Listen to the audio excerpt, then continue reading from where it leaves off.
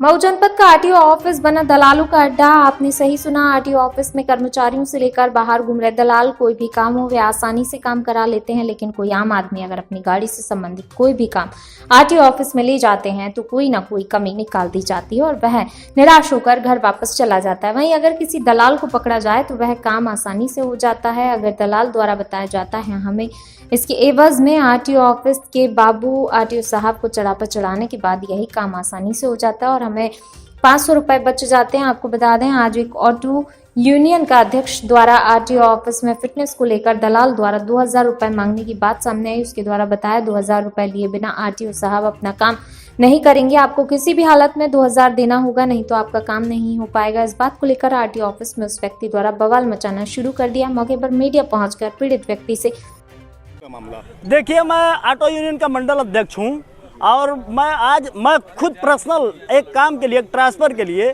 4 या 5 रोज से लगातार दौड़ रहा हूं और आज कमरुजमा बाबू के द्वारा मुझसे पैसा मांगा गया आरटीओ ऑफिस में। आरटीओ ऑफिस में पूरी तरह भ्रष्टाचार पनप रहा है और बाहर देखिए तो दलाल लाइन से लगे हुए हैं। जो काम सरकारी फीस अगर कटती है 200 रुपया तो दलालों को देना पड़ता है 2000 रुपया, तब वो काम होता है। अगर दलाल को हम पैसा नहीं देते हैं, खुद जाकर के करवाते हैं, तो आरटीओ के जितने कर्मचारी हैं लगभग खासकर ये कमरुजमा बाबू उसमें है, इनके द्वारा इतना दौड़ाया जाता है कि एक आदमी दिहाड़ी अगर 200 रुपया रोज करने वाला है, 10 दिन उसको दौड़ा देंगे तो सोचिए कि उसका कितना नुकसान हो रहा है। आरटीओ क्या कहना है इस मामले में? आरटीओ क्या कह रहा है? आरटीओ भी वही है भाई साहब। आरटीओ भी आज मेरे साथ हुआ, एक ट्रांसफर गाड़ी का था, मैं गया और जा करके कहा कि भैया इसको कर दो।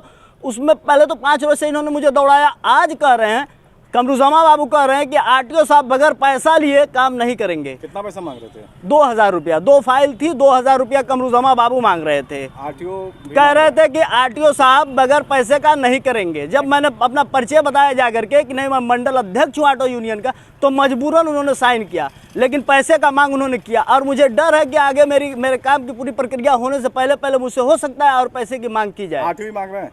बिल्कुल मांग रहे हैं। आरटीओ के कर्मचारी अगर मांग रहे हैं तो आरटीओ के ही कहने पे मांग रहे हैं ना। वो कह रहे हैं सीधे शब्द में, कमरुजमा बाबू ने कहा कि आरटीओ साहब बगैर पैसे का काम नहीं करेंगे। आरटीओ साहब किसी को नहीं पहचानते। इस संबंध में किसी अधिकारी साहब ने देखिए, इस संबंध में हम आमरण अनशन करेंगे। हम ऑटो यूनियन के लोग धरना प्रदर्शन करेंगे। अभी परमिशन के चक्कर में हम आए हुए हैं सिटी मजिस्ट्रेट साहब के वहाँ से। अगर परमिशन मिल जाता है तो सत्याग्रह होगा। आरटीओ के खिलाफ पूरी तरह से हम सत्याग्रह करेंगे, क्योंकि भ्रष्टाचार पूरी तरह फैला हुआ है। और बार बार हमसे कहा जाता है कि अपने ऑटो वालों से कहिए फिटनेस बनवाएं।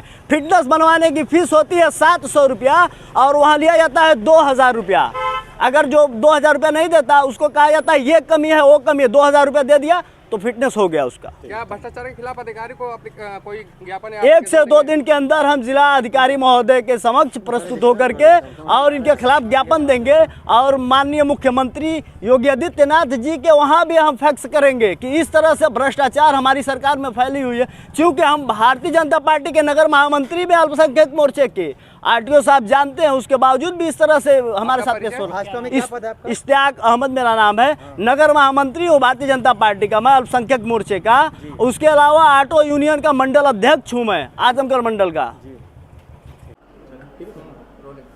सर, आप पर और आपके स्टाफ पे हाँ, अभी आप लोगों ने दिखाया जो है, तो हमें देख करके भी थोड़ा सा आंतरिक आत्मा हमारा जो है दुखी है, क्योंकि ये सारी चीज़ें जो है बहुत ही अशोभनीय चीज़ें हमको सुनने को मिला जो आप लोगों ने हमें दिखाया।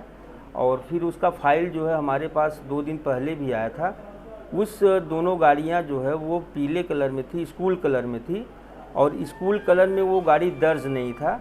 फिर उनको ये बताया गया, उन्होंने बताया कि हम जो है ऑटो यूनियन के अध्यक्ष हैं, तो उनको ससम्मान जो है हमारा बाबू कमरुजमा ने बताया कि ये पहले जो है स्कूल के नाम दर्ज होगी, उसके बाद फिर जो है इसकी अग्रिम कार्रवाई होगी। उसमें आपका ट्रांसफ़र भी था, फिटनेस, सारी चीज़ें होनी थी।